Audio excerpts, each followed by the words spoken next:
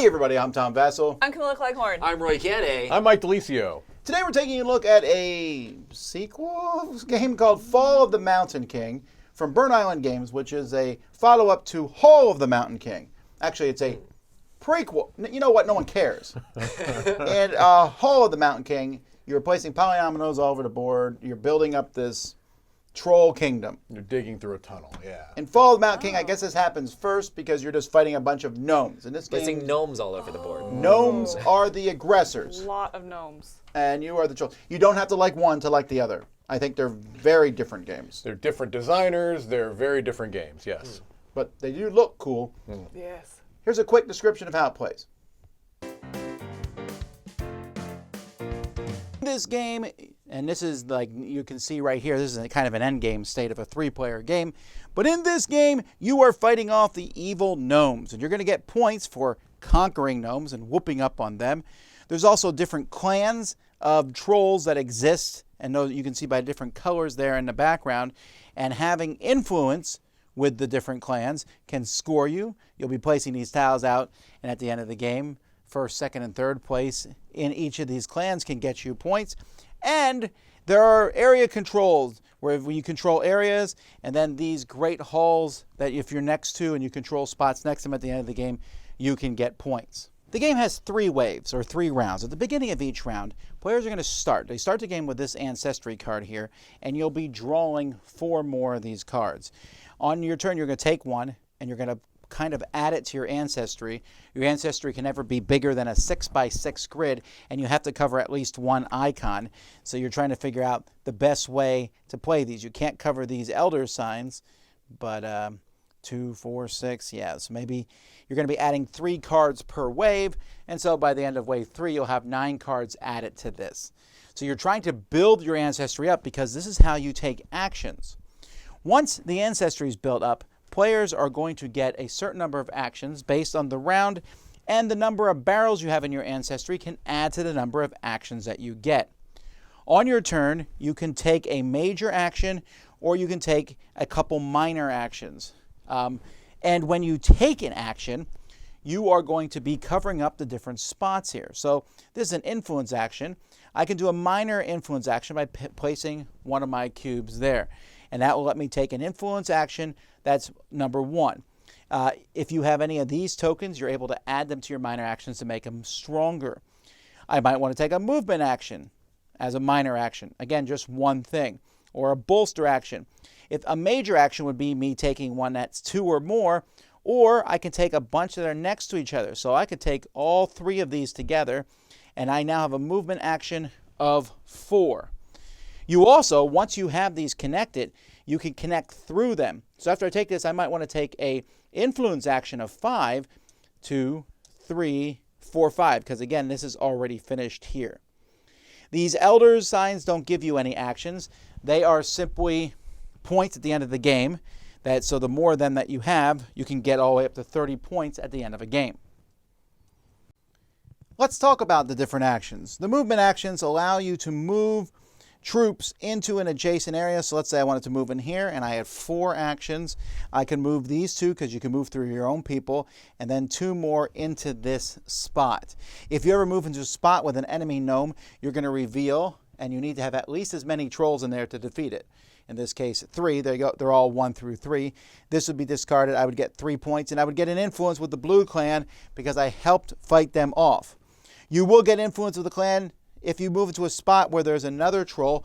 You don't ever fight that troll. Well, usually you don't, but you'll still get an influence with the blue clan. The bolster action simply allows you to add more trolls to your starting layers. Each player has a couple starting layers, or to a spot that you are dominating in where you're the only person on the board. The influence action will let you influence the big trolls, the heroes. And as you add influence to these, you're going to move up and try to beat everybody else. At the end of the round, whoever has the most influence on a troll will win that troll. Some of them just give you special abilities, like this makes your layers be considered adjacent to each other. But some of them will give you a hero. You'll take your troll hero figure here, you'll look for the matching letter. So there's different letters that are involved in the game, and you'll slide that letter onto this, and then when they move around the board, they'll have the special abilities of their matching card. Also, when you win these guys, you get influence in the clan equal to whatever number it shows at the top. These both give 2 in the purple clan, 3 in the fire clan, 2 in the earthworm clan. If you don't have the highest influence on a troll, you still can either get an influence in that clan, or you can take points equal to the number of yellow lines that you've crossed. So you get at least something for trying to influence one of these guys. Other actions let you move on the gnome wheel. You'll be able to move a certain number of spaces, and depending on how far you move, you get an action. But whenever you move on the gnome wheel, you also can take a gnome on the board and look and see what its number is secretly. There's also going to be the different gnomes are going to be attacking in different areas, and you can look and see what areas are going to come in. So you can look at one of these cards.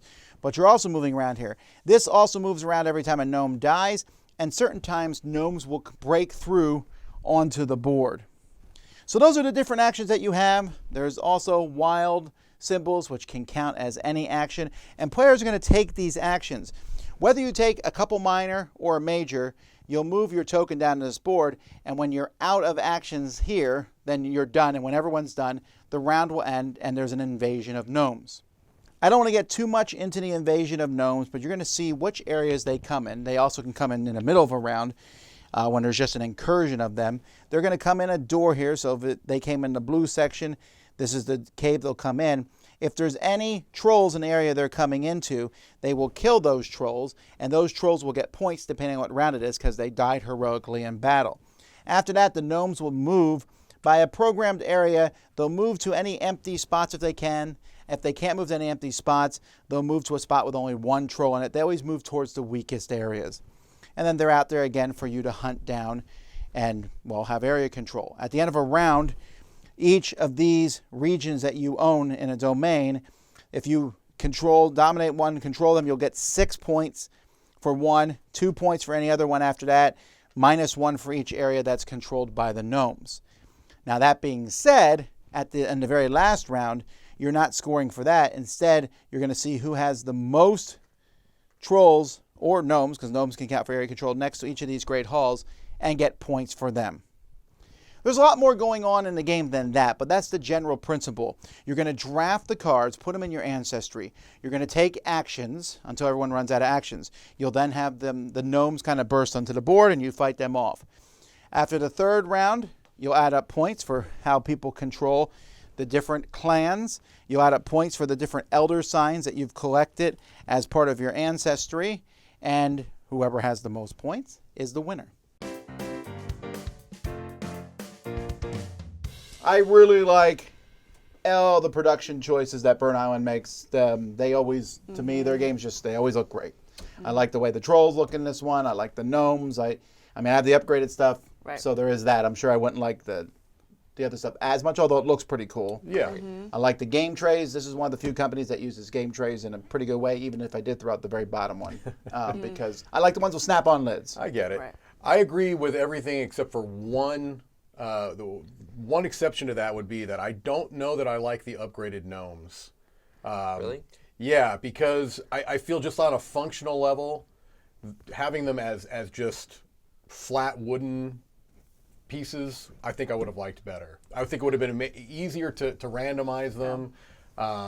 That's actually the only thing I could see. That's the only thing, and it's a small thing. Because I do agree that the production, I think, is fantastic. The look, that's probably the biggest tying thing between this and Hall of the Mountain King is that they look very similar. But I have one small issue with production. As much as I like it, I think the board could have been clearer as to which regions are next to what regions. Oh, I Right. see. There yeah. was a couple times during the game specifically that we were trying to see like which way the gnomes would go, and it's like, but it can't go there. Oh no, it is connected by this little bitty like quarter of an Right. inch, Or it's a long, or it's like weird- all Yeah. the way around the board to get to over here. And there are some definitely colors agree. that are beside each other that are sort of similar too. So you're like, is this, and this? They You did have to put look at the symbols. symbol. Is You do have to that- look yeah. at the symbols Yeah. for sure to Yeah. pay attention. Right. Definitely.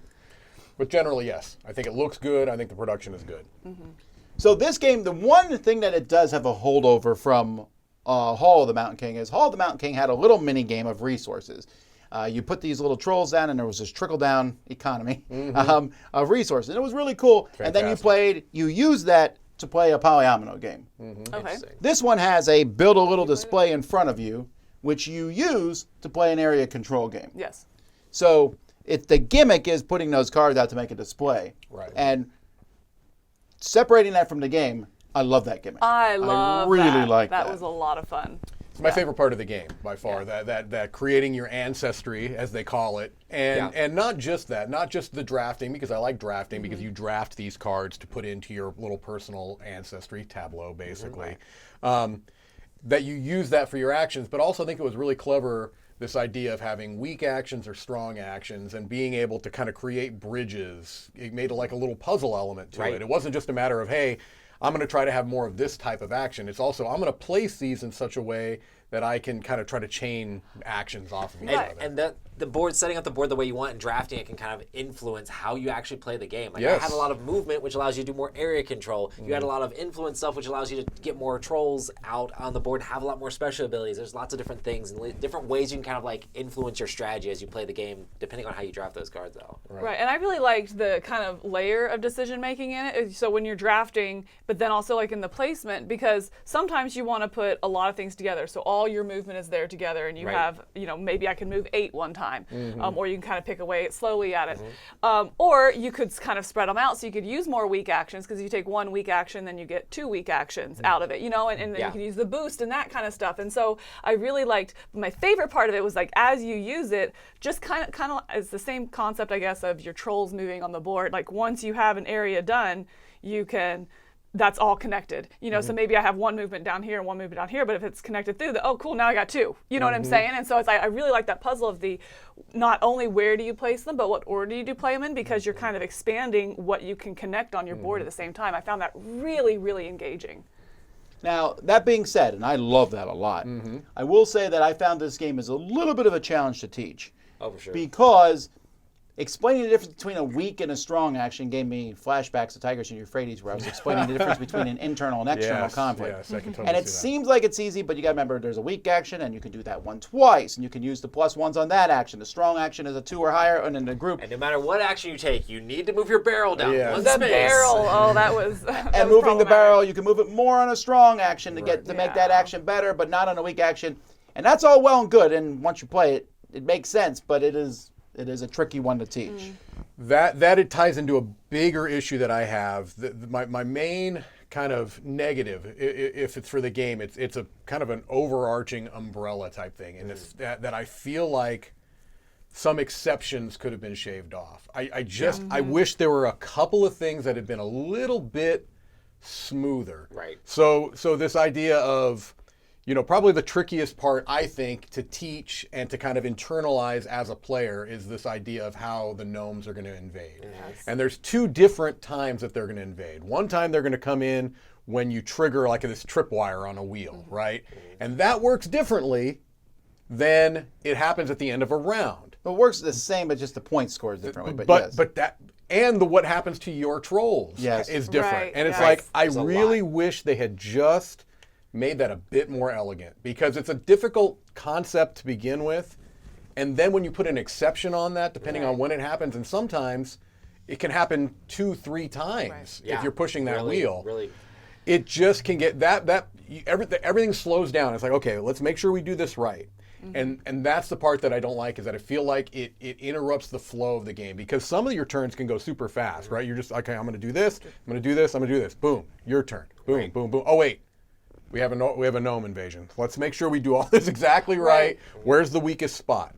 It's not the most complicated thing in the world, but it is something you need to make sure you do right. Well, and the cascade of that as well is, it's like, yes, the way they come in and then how they affect your trolls as well. Sometimes your trolls go back to their cave. Sometimes they come off the board completely. Sometimes they score. Sometimes they don't. And it's kind of interesting that, like, sometimes they'll just knock you back to your cave, which stinks. And then when they actually destroy you, it feels like Ragnarok and Blood Rage, because you get a decent amount of points. And if you set yourself up properly, you can actually score from that. So it's kind of interesting to be like, oh, dang, they knocked me out here.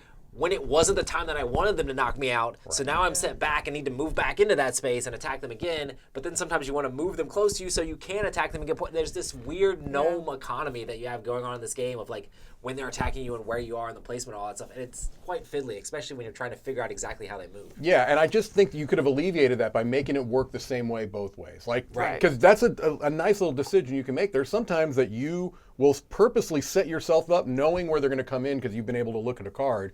You'll put yourself there to get those points, depending on your board state and how many trolls you have out. I just wish they'd made it all work the same way. Yeah, I agree. I think it definitely, what you said, kind of streamlining some of those exceptions would have been much more user-friendly and allowed you to, I think, get more into the strategy like you're talking about. If I didn't have to go through 6 or 7 different, like, well, hey, wait, where are they coming in? Because I peeked at the card, so I know where they're coming in, where are they going to go? Is this the time they die? Is this the time? You know, just streamline that so I can actually get to the strategy quicker and feel more invested in what I'm doing. I do want to say this is an area control game, and there's been tons and tons and tons of area control games, and they tried to make it unique by adding in all of these different things all over the place. There's tons of special abilities on those trolls. There's tons of special abilities trying to figure out how to put out your board here and like figure out how to put that together. Then the whole like gnome thing coming in, it like there's a lot coming all together, and so you have to like be able to put that all together to kind of influence your strategy and how you're going to play the game. But it feels like it's definitely not like streamlined or intuitive sometimes. Yeah, for sure. But I will say I do like all those little things that are going on. I like the little tripwire rondelle thing. I like your little tableau that you're building and triggering your actions. I really like those asymmetrical trolls that come out as the game goes, and how your goals shift. You know, how you start just getting out there and going for that area control, and then later you're like, hold on, I actually need to move my troops and get them around these hubs. What were they called? The Great Halls. The Great Halls. I want to get them around the Great Halls. You know, and so I love that kind of shift mid-game, and you see that as well as the special characters coming out, how they start with one, they kind of shift, their special abilities shift towards the Great Hall. I really like that, I guess, flow or arc of the game.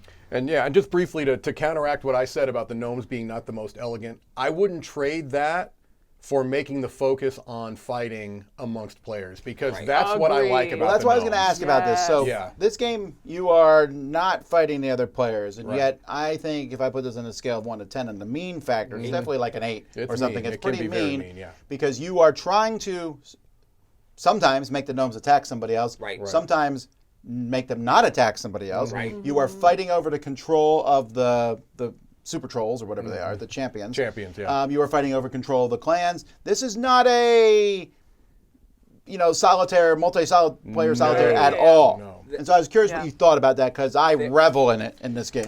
There is a lot of things you can do in this game to mess up other people's day that I was actively avoiding. There's a lot of things that allow you to move other people's stuff, and if you math that stuff out, you can just wreck people's score and points in certain areas. There's a lot of troll abilities that can allow, like I had a troll that I barely utilized, for one, just because there were so many troll special abilities, I was just like, keeping track. But there's one that I had that I could just go around crushing other people's units all over the place. And when there's no real combat in the game, the fact that my one guy could run around killing, like I could have killed up to 4 people's guys off the board or whatever, those sort of things can be like, oh, well, I can't kill your guys back, that sort of thing. And you can really like add some beat down on some people in this game if you have the right special abilities. But I feel like that's a give and take. You bring that at me, whatever, I'll get you later. And I think it depends, though, because like you said, a lot of that comes from the special abilities. If you're not the one that gets the special abilities, you might be in that position where I can't do anything. But none of those, I have yet to come across a special ability that is overwhelming. Like that one you mentioned, go and do other things. You can't use it that much anyway. And if you do,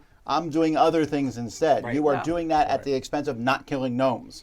Or whatever. But I think because the game is so directly interactive and can be mean, I think it's a smart design decision to not make the default my trolls fight your trolls. My word. You know what I mean? Yes. That would have just been like brutal, right? So I understand, I think mechanically and design-wise why the gnomes were put in as kind of an NPC, and there were some smart ideas. Yeah, it definitely feels like it is a mean game, but like that indirect mean. You know what I mean? It's not I'm targeting you, it just comes out. It's like, I purposely didn't target. Like I was like, this would be. I'm not going to add more salt to this. Kill who I want. So before we'll do final scores here, Mike. We'll have Yeah. you go first. If you can mention the solo, because you played it solo. I did play it solo, and it works well as a solo game. It Less mean, I'm assuming. It is less mean. It's more puzzly in that situation. But you're still having to deal with the gnomes, and there's still an area control element to it. So yeah, no, the solo game is good. In a game like this, it probably shines more as a multiplayer game, just with that interaction. But it does work as a solo game. So there's not a lot of area control solo games out there. So this is an option. You know, there's setup and tear down. You have to keep that in mind when in a solo thing too. But for me, for this game, I'm reviewing it as a multiplayer game specifically, and I'm coming in at a 7.5. And I think that a couple of things shaved off of it could have put it up, and it may go up. It may go up in time. I feel like it's not the easiest game to internalize the rule set. I wish some of the edge cases had been smoothed a bit, but that ancestry system is brilliant. If I agree with you, it's like that's the common thing, is that there's this really neat mechanical hook that everything else builds around. And so I really think that is good enough in and of itself. Like, I was so invested in that part that I was almost less interested in the area control and more interested of like maximizing what I can do in my ancestry. So 7.5, solid game. What about you? So I love area control style games. Like, most of my favorite games have a lot of that. I enjoy direct conflict and things like that, so that stuff doesn't bother me. And I really did enjoy the ancestry, the actions, like figuring out how you're going to put your cards out there to try to maximize the actions that you're going to have, and that can influence your strategy. Am I going to get more influence here? Am I going to get more movement? I'm doing a 7.5 for this as well. The thing that brings it down for me, after I said all those good things, is the fact that it feels fiddly and unintuitive a lot of the times, and just things are like, there's just a lot going on, and it just doesn't like flow together. I would still play this with people sometimes, but it's not going to necessarily be my go-to area control game, but I still enjoyed my play of it, so. All right, well, I'm coming in at 7.5 as well. I promise, like, I should have written it down. Glad I went first. Yes. Right, yeah. But actually opposite, because you guys are both talking about how it kind of your score shaved down. I want to say mine actually went up. The more I played it, the more we got into it here. I think it's definitely kind of, it's not at its ceiling of what it would be for me, but it is being held back by the two things that you guys were talking about. You know, the gnomes, the not intuitive nature of the scoring, and when your trolls come off and go on, like that kind of stuff. I mean, by the end of the game, we were still looking that up and like following procedurally in the rule book how it happens. You know, and that is a doc for it. But I went into this thing, I don't really care for area control. The direct conflict, I can get In real life. invested in my trolls, well-being. But so I didn't have high expectations of me liking it, but I really found again, those little, I guess, kind of mini games or little mini things you can do. Your tableau building, those actions, maximizing it, planning out the sequence of how you're going to do it to maximize the board or your little own tableau. To get what you need out of the board or that rondelle. I really found the balance of those to not be overwhelming, to be intuitive, and to be really exciting to kind of puzzle together. It was the right kind of puzzle. Yeah, so I don't want this to sound like it's funny because everyone's giving 7.5s and like a negative slant to them. But that's how this game is in a sense. Yeah, right. So I'm giving it an 8.5. Okay. Oh, wow. But I could have given it a 10. Because this is like right in my wheelhouse. Wow. This is very Kemet style game. That's what I like. I can get trolls that nobody else has. I love that. And they're either a special power or they're a cool troll on the board. You start with a special power in the beginning of the game. You build your grid differently. I love everything about that. And this one, again, is close to being perfect, but I gotta shave a point because that no movement is so annoying. Yeah. And I'm pretty good at it now. Yeah, I'll be like, all right, I'll do this. Why don't they move here? But even then, I'm like, oh, I didn't realize they could move over here. Yeah. And I don't have the energy to look that far ahead sometimes, like to figure out. That is the one negative. And the other negative is I think it's too strong to make that cross that tripwire. Where it makes that cross that tripwire, I think you shouldn't be able to move the horde piece. The fact that you can move it gives you way too much power to the point where that can almost detract a little bit from the game. But other than that, love the components, love the theme. I hate gnomes. The more we beat up on gnomes, I'm for it. I'm a 100%. gnome hater. Take it to the bank. Gnome-pocalypse. Look how big I am. I'm a troll. But I like the concept of this, and it's a lot of fun for me. I'm just saying it could have even been higher. But as it is, I think it's an excellent game. So that's Fall of the Mountain King. I'm Tom Vasel. I'm Camilla Cleghorn. I'm Roy Cannaday. I'm Mike Dilisio. Kill gnomes. Don't actually don't. No. No. Well.